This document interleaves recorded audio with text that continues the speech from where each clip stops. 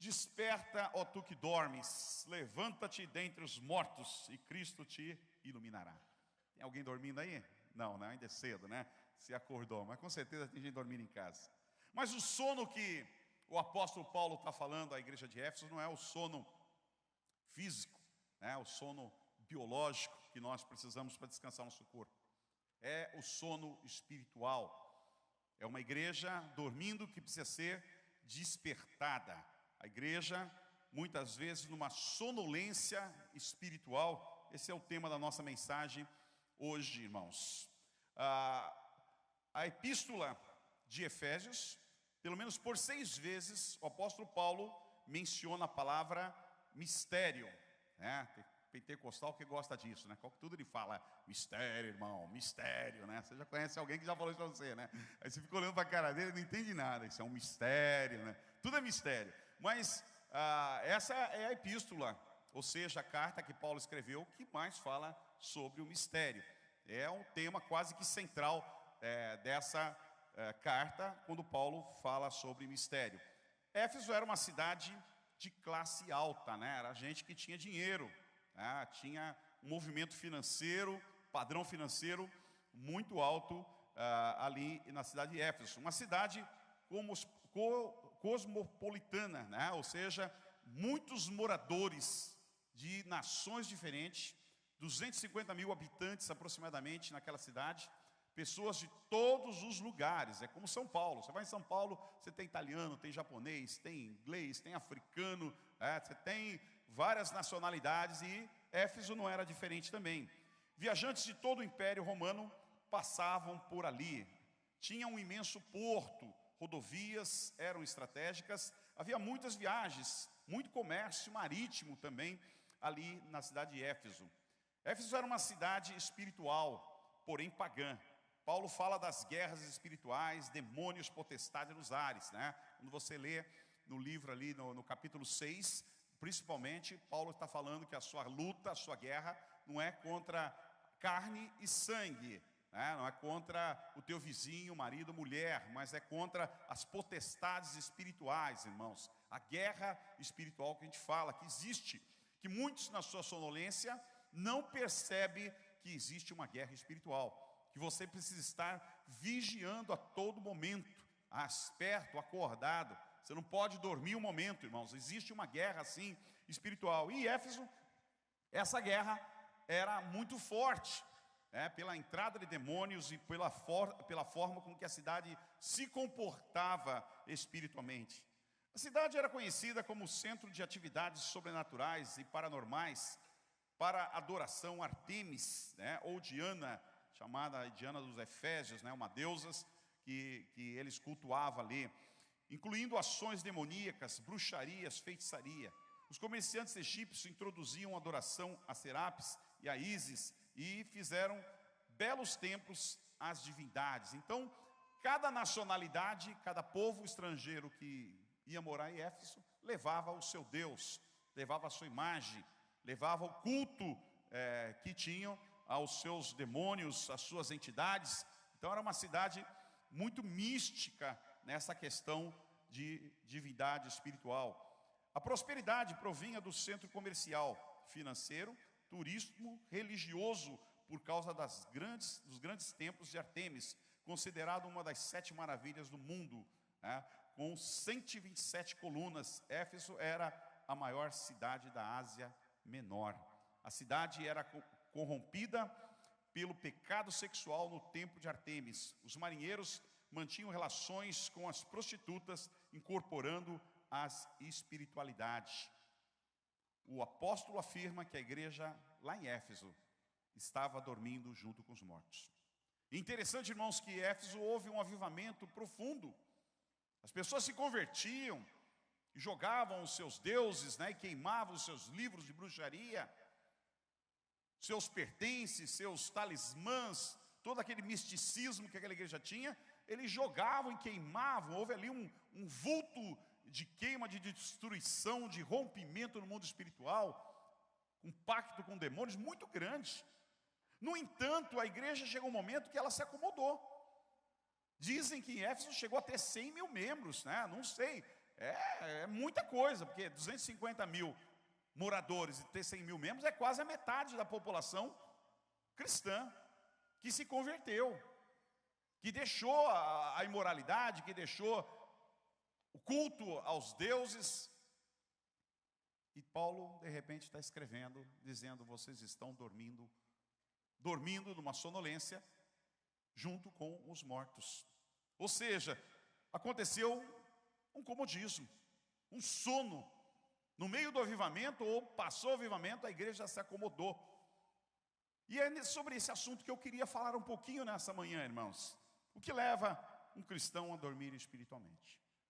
O que leva a nos acomodar quando nós estamos no meio da batalha, estamos crescendo, avançando, conquistando, e de repente começa a cair um certo comodismo sobre a vida das pessoas, sobre a vida dos líderes, e eles começam a se acomodar à igreja. O que leva? Eu queria apontar algumas coisas que acredito que no meio da batalha nos atrapalham muito. A primeira delas, eu sempre cito isso, irmãos, porque tenho para mim que esse é um ponto importante, é a perda do primeiro amor. A palavra do Senhor diz lá em Apocalipse que o Senhor tem contra a igreja, justamente a igreja de Éfeso, a perda do primeiro amor. Justamente a igreja que nós estamos falando, o Senhor diz: tenho porém contra ti que abandonaste o teu primeiro amor. Retorna, volta. Uma igreja que conheceu uma explosão, um crescimento, um avivamento, onde as pessoas se converteram, queimando milhares e milhares de livros, de objetos, se rendendo aos pés do Senhor, de repente ela se acomoda. E Paulo está dizendo: vocês estão dormindo junto com os mortos. Vocês não são mortos espiritualmente, mas estão dormindo junto com eles. Vocês pararam. E de repente, João, lá na revelação do Apocalipse, escreve, usado por Deus, dizendo: tenho porém contra ti que abandonaste o teu primeiro amor. Então, o abandono do primeiro amor, irmãos, causa uma ruptura espiritual muito grande na vida das pessoas. Faz com que as pessoas passem a dormir junto com os mortos, que percam o prazer e a alegria de servir o Deus vivo e verdadeiro. E isso realmente nos preocupa muito, porque nós caímos no âmbito da religião, da religiosidade. E a religiosidade, ela nos cega, ela nos mantém cego.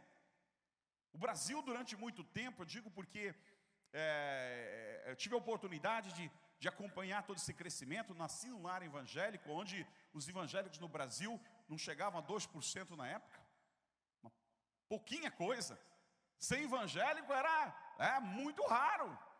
Eu estudei no colégio aqui no Grupão, aqui um colégio grande, que tinha, e quando tinha as aulas de religião, quando perguntava se agora vamos ter a aula de religião, se tem algum, não falava nem evangélico, protestante, que é uma diferença muito grande de você ser protestante e evangélico.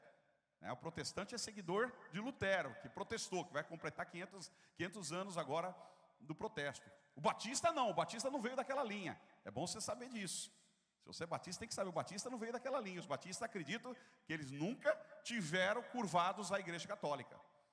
Eles, desde o início da história, eles já se manteram à parte, já fugiram daquela linha. Eles nunca se misturaram. Por isso que agora não, mas havia um tempo a diferença. Perguntava: você é evangélico? Aí o cara dizia: não, sou batista. Você é protestante? Não, sou batista. Hoje o termo evangélico abrange todo mundo. Mas de qualquer maneira, irmãos, quando você levantava a mão, no colégio lá que tinha 500, 600 alunos, tinha 4, 5 alunos que eram tidos como evangélicos. Hoje, qualquer lugar que você vai, você encontra pessoas dizendo: não, eu frequento a igreja evangélica. Eu sou evangélico. Você entra num supermercado, estão tocando música ali. Você entra num bar, estão tocando música ali. O cara vende ovo na rua cantando música aí dos cantores gospel, não é verdade? Tudo mudou. Mas de certa forma, parece que houve o quê? Uma acomodação, uma cegueira, um espírito de religiosidade, porque naquele tempo todo mundo era católico. Hoje, uma grande porcentagem é evangélico, mas evangélicos que não representam, evangélicos que não influenciam, só são nominais. Religião, apenas religião. Religião não salva, meu irmão. Religião não muda a vida de ninguém. Religião não transforma, placa de igreja não salva o teu coração, placa de igreja não escreve teu nome no livro da vida, placa de igreja não te liberta do pecado, placa de igreja não faz de você um novo homem, uma nova mulher. Só o sangue do Cordeiro, o nome de Jesus, tem poder para transformar a tua vida. E para isso, irmãos, aleluia, para isso nós temos que nos render a Ele completamente e seguir os passos realmente do Senhor, ter o prazer de viver o Evangelho Santo, voltar à primeira etapa, que é a perda do primeiro amor, voltar àquela paixão inicial, né, que foi perdida, que ficou para trás. Que disse, não, hoje eu tenho 20 anos de crente, hoje eu tenho 10, hoje eu tenho 5, peraí, já não sou mais aquele menino, mas deveria de ter pelo menos o sentimento daquele menino que quando entrou se rendendo ao Senhor. O prazer, a paixão de estar na presença de Deus. Salmo 122, Davi diz, alegrei-me quando me disseram, vamos à casa do Senhor. Alegria de estar na presença de Deus. As pessoas quando perdem o primeiro amor, elas perdem a alegria de estar na presença de Deus. Elas preferem estar num churrasco, elas preferem estar numa festa, elas preferem estar num jogo de futebol, elas preferem ficar em casa, sentado, dormindo, fazendo qualquer outra coisa, do que estar na presença de Deus. Porque elas vão dizer, irmão, o culto eu já sei o que vai acontecer. O irmão vai subir lá, vai dar a paz do Senhor, vai cantar meia dúzia de cântico, aí vai subir um outro, vai pregar, e vai dar aviso, fazer a oferta, e vai terminar o culto. Não muda. Porque o religioso pensa exatamente assim. Nós simplesmente tornamos engessado o culto a Deus, irmãos. E não deixamos que, ao estar aqui, eu entre com o coração avivado, com o coração de adorador, servindo ao Senhor. Porque a palavra de Deus, ela nos renova, ela nos provoca. A palavra de Deus, ela fomenta o nosso coração. A palavra de Deus faz com que se renovem entre nós, dentro das nossas entranhas, se renove a palavra dele em nós. E saímos aqui desafiados e dizer, não, eu preciso mudar alguma coisa. Nós temos a tendência da rebeldia, nós temos a tendência do conformismo, nós temos a tendência de nos acomodarmos, meu irmão. Isso é do ser humano. Por isso que a palavra de Deus tem que nos perturbar mesmo, tem que nos influenciar. Eu me lembro que quando eu entrei na igreja, embora tenha nascido em um lar evangélico, mas você tem aquele momento que você tem que ter a experiência com Deus. E eu tive a minha experiência com Deus aos 12 anos de idade. E aquilo foi revolucionário na minha vida. De sair para evangelizar, de não perder culto, de estar em tudo que é lugar que eu podia, de estar em vigílias. Esse foi o meu crescente, irmãos. Essa foi a minha pegada. O que tinha na igreja podia contar comigo. Era derrubar a parede, a gente ia lá, nem que fosse para quebrar o martelo do irmão, né? Ele não está aí hoje, não posso falar mal, né? Mas para evangelizar, o que tinha, a gente fazia. Mas houve um tempo do acomodismo, que você começa a se acomodar. Um tempo diz assim, mas tem muita programação na igreja, esse eu não vou mais. Aí você escolhe, essa eu não vou, essa também eu não vou, e essa eu não vou. E de repente, quando eu olhei, quando eu percebi, eu estava quase desviado. Irmão, eu não tinha mais prazer. O culto não era mais prazeroso. O culto não era mais prazeroso. Irmãos, eu não tinha 5% da bagagem que eu tenho hoje. E hoje eu passo numa igreja, eu tenho vontade de entrar. Na volta eu parei numa cidade, e aí eu vi uma igreja batista, eu bati lá e perguntei para o pastor, eu vou dormir hoje aqui. Tem culto à noite aí, uma igreja que era menor do que esse púlpito aqui. Claro que eu não falei que era pastor. Eu queria cultuar, eu queria sentar e ouvir alguém falar a palavra de Deus.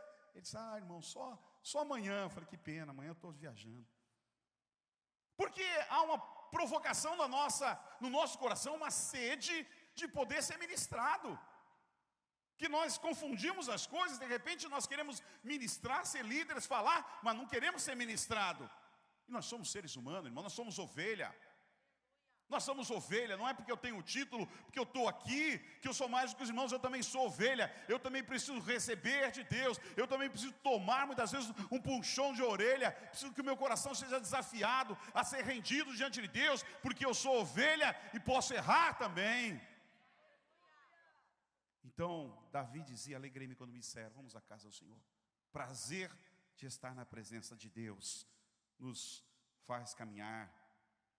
Philip Yancey, em um dos seus livros, diz: sempre que deixo de ir à igreja, por algum tempo, descubro que sou eu que sofro. Quando nós nos afastamos, irmãos, da comunhão, nós nos afastamos um pouquinho, não é que, não estou desviado, mas só o fato de você se afastar um pouquinho da comunhão, não é possível que você não sinta. Reflita agora, se você não sente a diferença de ficar um domingo sem ser ministrado, alguma coisa está errada na sua vida. Eu me lembro, primeiro domingo, que eu fui num congresso, fora do país, que me levaram, e não tinha voo para voltar para o Brasil, e eu fiquei domingo lá. Domingo sem fazer nada. Eu, sinceramente, eu me senti mal, até o pessoal tinha uns pastores que riam de mim. Falaram assim: eu estou me sentindo em pecado, ficar um domingo todo sem fazer nada. Eu preciso sentar e ouvir alguma coisa. Sabe, não é possível que passe 1, 2, 3, 4 domingos, 1 mês, 2 meses, 3 meses, não faça diferença nenhuma na tua vida. Alguma coisa está errada. Você tem que sair daqui preocupado nesta manhã. Você precisa ir para a tua casa nesta manhã preocupado que tem alguma coisa errada. O teu fogo, a tua sede por Deus está apagada. Não é possível que você não tenha alegria e prazer de se regozijar na presença. Ah, pastor, mas eu tenho internet, eu abro lá. Meu irmão, tu não sabe o que é aquilo ali. O que tu ouviu que é verdade e mentira, você não sabe. E essa comunhão, esse ambiente, irmãos, é um ambiente que o Espírito Santo está. O Espírito Santo não está na internet, não. A internet não proporciona um ambiente onde Deus esteja. Você ouviu uma palavra, vai te ajudar, pode te fortalecer, pode ser informativo, aprendizado, como pode ser um grande veneno que você está engolindo, que vai travar a tua vida toda. Mas esse ambiente onde os irmãos estão, que o Salmo 133 diz, que ali onde os irmãos se reúnem, Deus se faz presente e ordena a sua bênção e a vida para sempre. Esse é um ambiente separado, que faz diferença na tua vida. Se você não sente falta, é preocupante. Você precisa orar a Deus e sair daqui: Senhor, me ajuda a pensar, o que está errado? O que morreu dentro de mim, que eu não tenho mais prazer? Ah, mas pastor, eu vou lá, o pastor não está lá. Falo, meu irmão, o pastor não está, mas eu garanto para você que Deus está. Quem que você quer? Quer o pastor ou quer Deus? Você quer a figura do pastor ou você quer Deus? Porque a figura do pastor, ele é homem. Ele é sujeito a muitos erros. E com certeza tem. Se você conversar com a minha esposa, ela vai falar os meus erros. Ela vai dizer que é uma benção, mas se apertar, ela conta alguns erros. Meus filhos também. E o meu cachorro não fala, senão ele falava também. Ele ia dizer. Mas Deus não. Deus está aqui, porque esse é o lugar que nós nos reunimos. É um lugar que nós nos separamos. Não significa que isso é o santo dos santos. Mas quando estiver 2 ou 3 reunidos em meu nome, cultuando, o Senhor está. Este é um lugar separado e santificado para a honra e glória do Senhor. E Ele se manifesta quando a sua igreja se reúne neste lugar para adorá-lo. Aleluia! Ele se manifesta.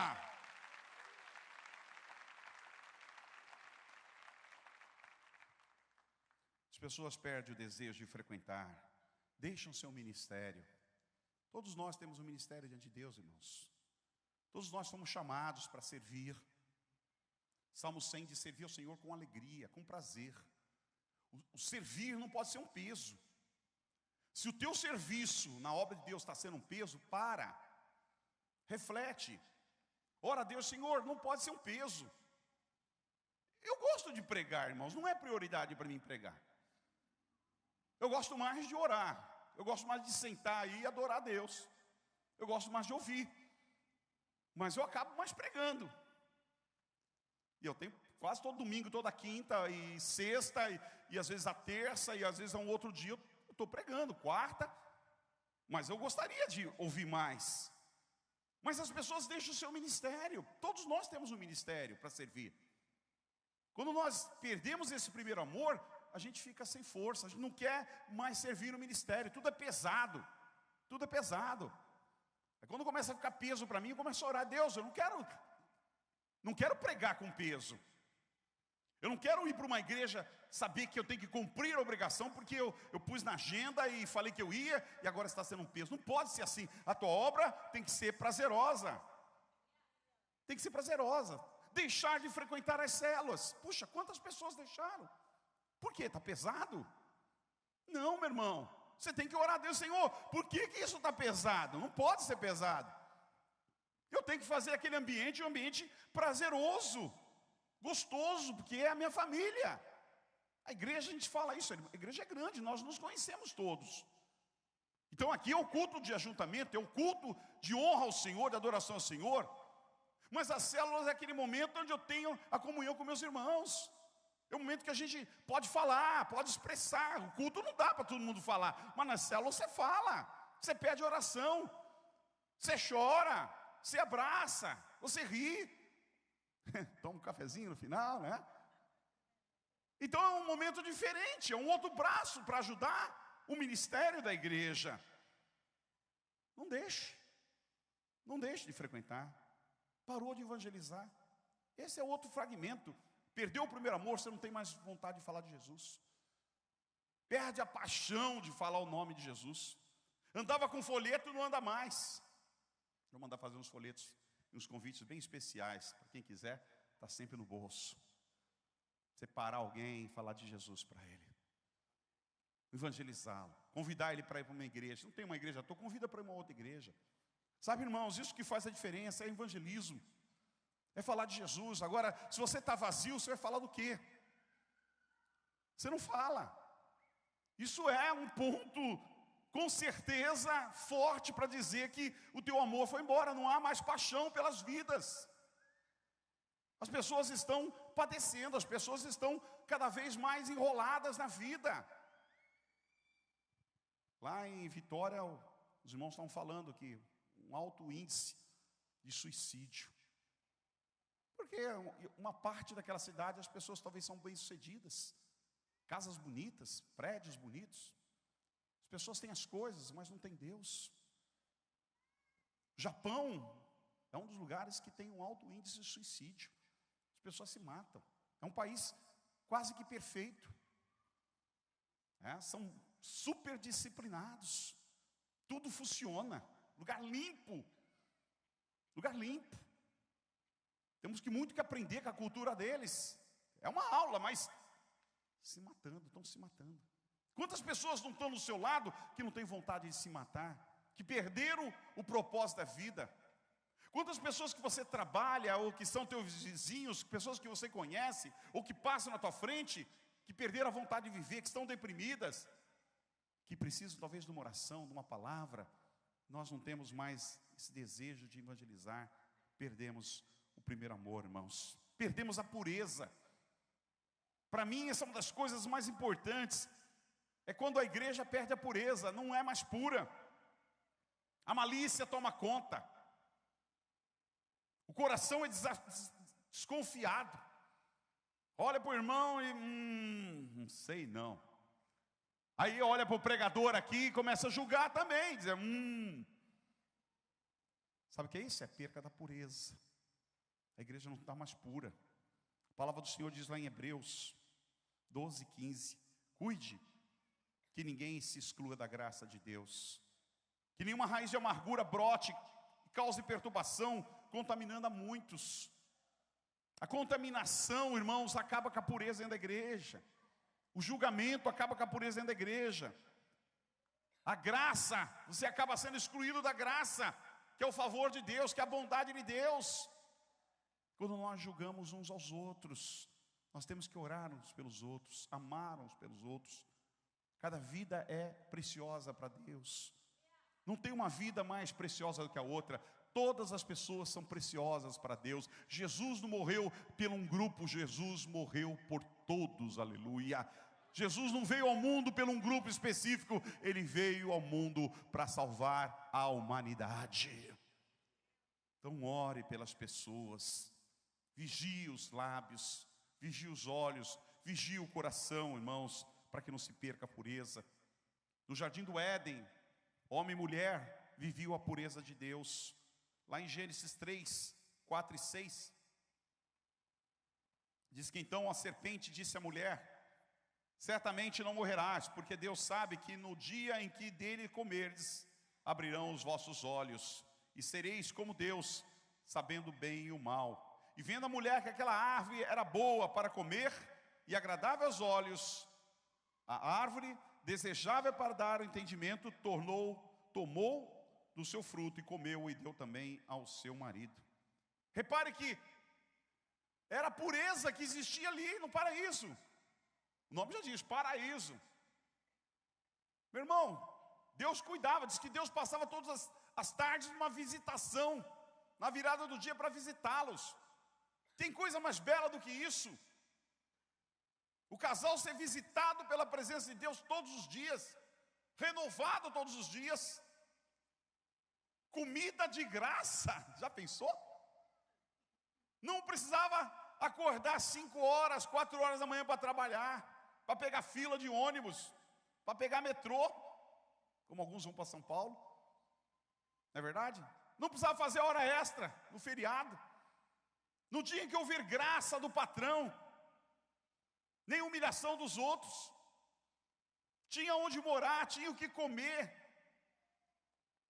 não havia maldade no coração do ser humano, havia pureza. Até que a serpente falou no ouvido da mulher, disse: olha, esse fruto que Deus falou que não pode comer, não é bem assim, viu? Isso aí não é bem assim, vigia. Vigia, não é bem assim, Deus falou isso, mas Ele falou porque sabe que se você comer esse fruto, você vai ser como Ele, você vai pensar como Ele, você vai agir como Ele, Ele não quer isso. Você entende, irmãos, como é que se quebra a pureza do lugar? Você entende como é que se rompe os corações? É uma palavrinha sutil de alguém que conhece, que fala, e aquilo entra no coração e começa a mudar a visão da pessoa. A pessoa começa a despertar de alguma coisa que ela não via. Seus olhos que eram puros começam a ficar um pouco mais maliciosos. Seu coração que era puro começa a duvidar do que o líder fala, do que o pastor fala, do que o irmão fala, do que o pai fala, do que a mãe fala, do que a autoridade fala. E devagarzinho nós vamos sendo corrompidos, irmãos, e perdendo essa pureza. Começamos a ver defeito em tudo e todos. Todo mundo tem defeito. Porque essa igreja não tem amor, né? Eu estou aqui nessa igreja há 30 e poucos anos, irmãos. Entrei aqui em 74. Imagine, muito tempo. Muito tempo. Nesses anos todos aí, eu sempre escuto alguém falar: quando sai, a igreja não tem amor. Os irmãos não têm amor. A igreja não é mais a mesma. Aqueles irmãos, as pessoas começam a pôr defeito em tudo. Sabe o que você repara devagarzinho? Que as pessoas estão precisando de cura. Elas estão machucadas, elas estão feridas, elas estão em pecado, estão fazendo coisas erradas. Mas os seus olhos já não são mais puros. A pureza foi embora. Então elas começam a ver defeito em todo mundo. Porque se você for procurar defeito, você acha. Quem que está aqui que não tem defeito? Quem? Todos. Um pouco mais, um pouco menos. Depende de que você encara o que é defeito, não é verdade? Tem pessoas que não falam nada, mas só de não falar nada já incomoda o outro. Cara não fala nada, mas fica quieto, aquela cara olhando para a gente aí. Aquilo irrita, não é verdade? Para alguns irrita, é um defeito. Tem outros que falam demais. Não posso dizer o nome, estava um dia com esse... Brincadeira, cala a boca aqui. Está passando na televisão, na internet. Mas a pessoa não parava de falar. Aí no final eu falei: escuta, deixa eu dizer uma coisa. Você tem 2 ouvidos e uma boca. Você entendeu o que eu estou querendo dizer para você? ouça mais, se fala menos. Tá, irmãos, e aí vai, um é nervoso, um é bravo, um é irritado. Não é nada disso, mas faz coisas erradas. Todos nós temos defeito. Se você for procurar, você vai ver. Você vai enxergar. Você vai dizer, puxa, aquele pastor, eu não notei isso não, mas olha aquilo ali na vida dele, olha aquele líder, olha. Eu não sabia que ele era assim não. Irmão, todos nós temos erro, mas isso é o grande milagre do Evangelho. A coisa linda do Evangelho é esse, que todos nós temos defeito. Todos nós em algumas áreas somos insuportáveis. Todos nós em algumas áreas precisamos mudar. E mesmo assim, Deus nos amou. Jesus morreu por nós na cruz, nos salvou, escreveu o nosso nome no livro da vida. E você vai estar no céu com Ele, aleluia. Este é o grande milagre do Evangelho. A palavra do Senhor diz lá em Tiago: confessai as vossas culpas uns aos outros, para que sareis. Então, a cura, a libertação vem a partir do momento que eu confesso, que alguém ora por mim, que eu não deixo mais escondido, que eu ponho as claras. Ali eu sou curado, ali eu sou liberto. Senão eu vou me tornar escravo do pecado novamente. E não vou conseguir a vitória na minha vida, vou viver preso novamente. Muitas pessoas perdem o primeiro amor, irmãos, quando deixam de ter o prazer de participar da ceia do Senhor. O prazer de dizimar, o prazer de ofertar, está no coração do cristão. Isso era uma coisa que não precisaria nem falar no culto. Quando eu posso, eu tenho prazer. Quando eu não tenho prazer de ofertar, quando eu não tenho prazer de dizimar, é porque alguma coisa também está errada no meu coração. Eu já não creio mais no poder de Deus. Eu já não confio mais. O devorador entrou na minha vida. Depende do que você vê como devorador, né? Se você ganha R$2.000 e gasta 4, irmão, não foi o devorador, foi você mesmo. Não é verdade? Aí nós vamos fazer uma oração para Deus mandar teu nome para o SPC, uma oração para Deus quebrar o teu cartão de crédito, uma oração para o gerente caçar o teu cheque especial, uma oração para ninguém mais te dar crédito na face da terra. E aí você só tem os teus 2.000 e vai gastar só os 2.000. Aí você não vai dever nunca mais para ninguém. Não é verdade? Se eu só tenho 2, como é que eu vou? Se eu não tenho cartão de crédito, se eu não tenho crédito, nem o seu Zé da quitanda me vende mais ovos. Aí você é obrigado a ter dinheiro, você vai economizar força. Então o devorador funciona assim, na vida daquele que não conhece a Deus, daquele que está entregue. Agora, para o cristão, irmão, que é fiel no dízimo, nas ofertas, não, aí é descontrole seu. E a gente tem que fazer essa oração mesmo, para Deus tirar o teu crédito na praça, totalmente. Para você ter recuperação novamente na tua vida. Mas o cristão, ele tem prazer de ser fiel no dízimo, ele tem prazer de dar as suas ofertas, se ele pode, porque ele sabe do seu compromisso com Deus. Muitas pessoas deixam a mágoa entrar, o ressentimento, dão ouvidos à voz do seu coração. Olham constantemente para o mundo, irmãos. Quantas pessoas não deixam Jesus por causa do mundo? Quantos você já não conhece, que já não participaram dessa igreja, que estão vivendo no mundo? Aí eu li aquela passagem que fala que Paulo reclamando, dizendo que Demas, que era o seu missionário, que era um dos obreiros do apóstolo Paulo, disse que Demas me abandonou, deixando o presente do mundo. Aí eu fiquei pensando, o que tinha 2.000 anos atrás, que ele amou o presente mundo? O que tinha no mundo?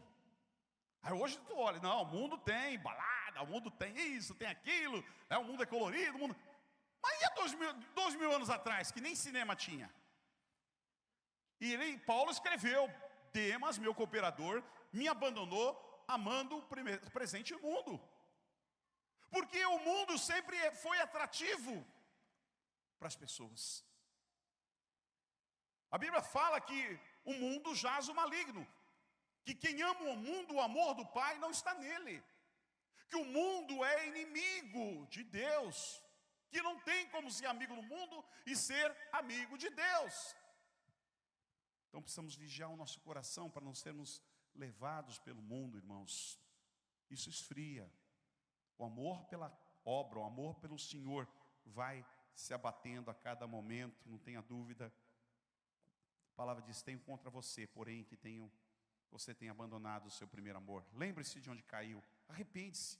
Pratique as obras que praticava no princípio. Lembre-se, onde foi que você caiu? Onde foi que você falhou? Onde foi que ficou para trás? Quando o servo de Deus foi fazer o milagre do machado e fazê-lo frutuar, a pergunta foi essa: onde foi que caiu? Porque eles gritaram: meu senhor, era emprestado. Devia ter mais cuidado com as coisas dos outros. Aí o profeta pergunta: onde foi que caiu? Não houve milagre, e quanto não apontaram onde caiu. Então, irmãos, a recuperação, restauração, voltar ao primeiro amor é possível, sim, é. É possível, porque a palavra de Deus está cobrando a igreja de Éfeso, dizer: volta às práticas do primeiro amor, volta àquilo que você era, aquele avivamento no início, que fez essa grande revolução em Éfeso. Volta naquele mesmo espírito. É possível, mas você precisa se arrepender no seu coração.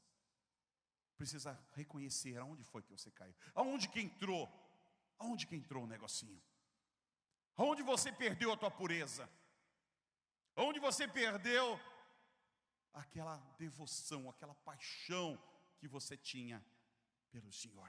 Aonde se deixou?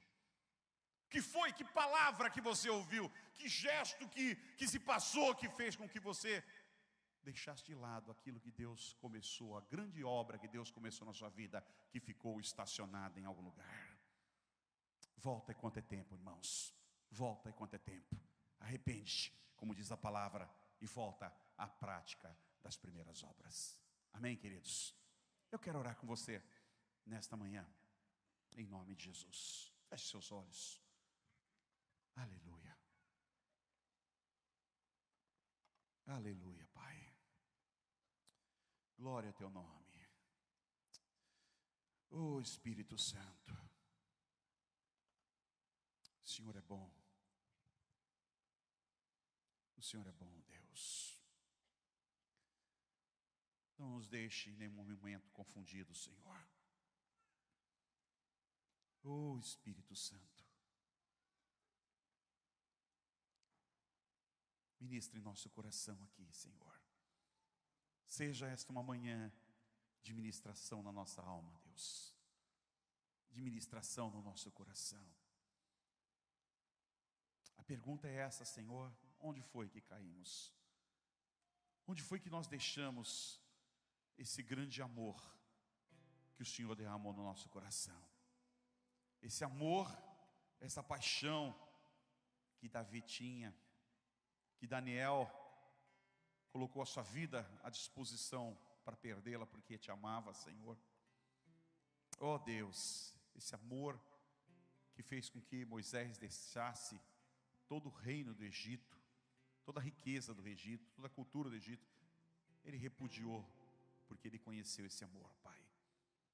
Esse amor que esteve presente nos teus apóstolos, que quase todos ali tiveram mortes trágicas, como mártires, pedrejados, comido por feras, crucificado de cabeça para baixo, tiveram suas cabeças cortadas por espadas, Senhor, porque te amaram e aprenderam a te amar.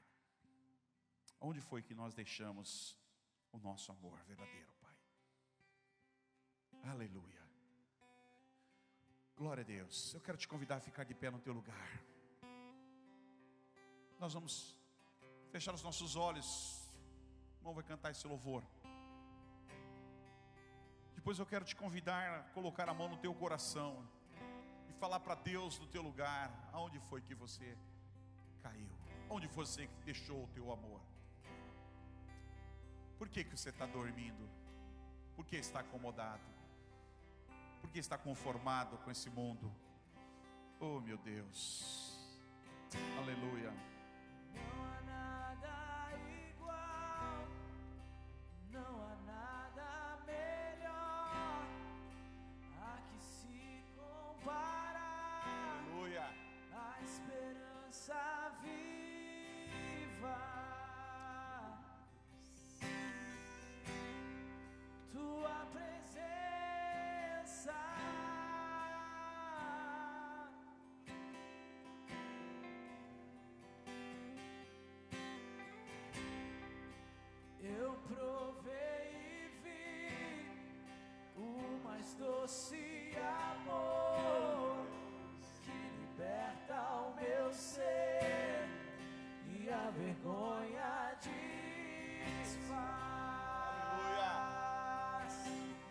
Oh, aleluia. Tua presença.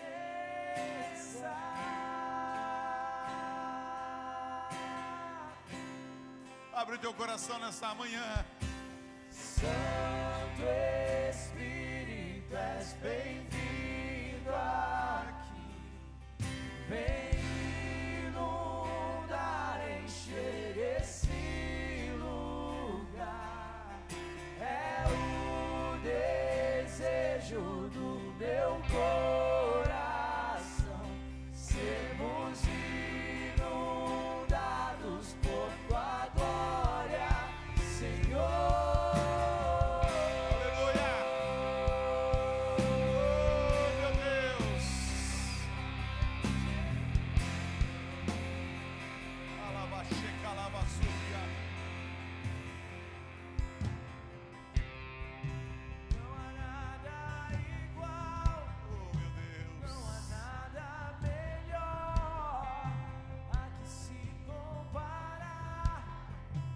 Esperança viva. Oh, meu Deus. Tua presença. Oh, Deus, traz tua presença neste lugar. Renova-nos nesta manhã, Senhor. Eu provei e vi. Acorda do sono, Deus. Amor que liberta o meu ser e a vergonha desfaz. Nos acorda do sono nesta manhã. Nos acorda do comodismo, Deus. Do conformismo, Deus. Aviva a tua igreja, Deus. Santo Espírito, Aleluia. bem-vindo aqui. Oh, Espírito Santo, tem liberdade de nos avivar.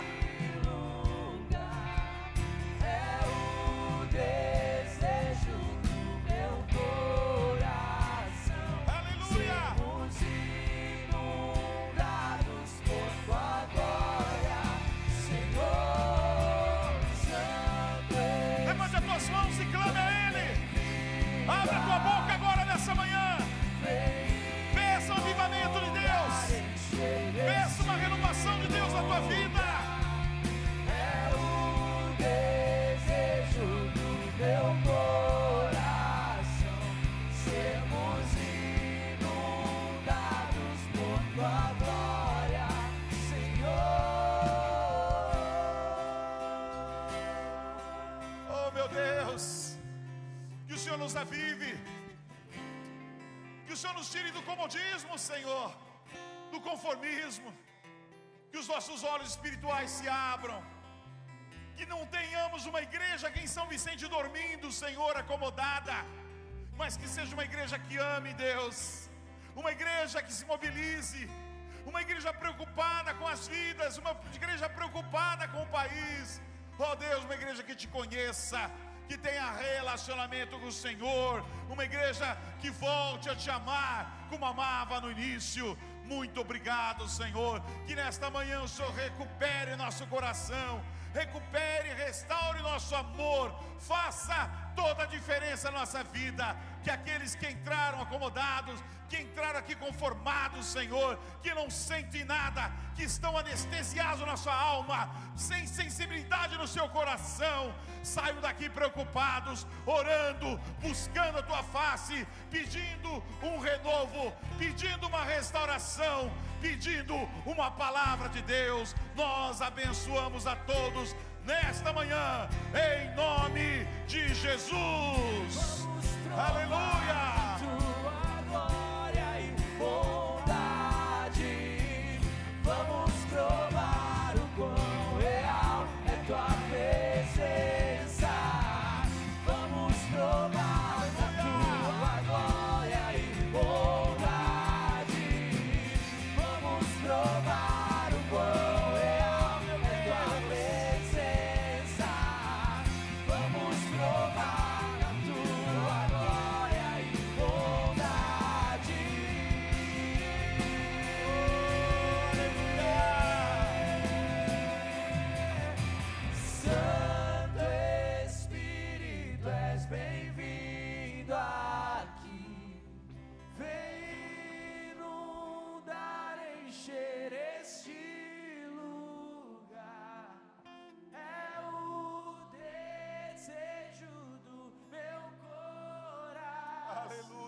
sermos inundados por tua glória, Senhor. Obrigado, Senhor. Obrigado, Senhor. Obrigado. Oh, aleluia. Glória a Deus. Glória a Deus. Aleluia. Glória a Deus.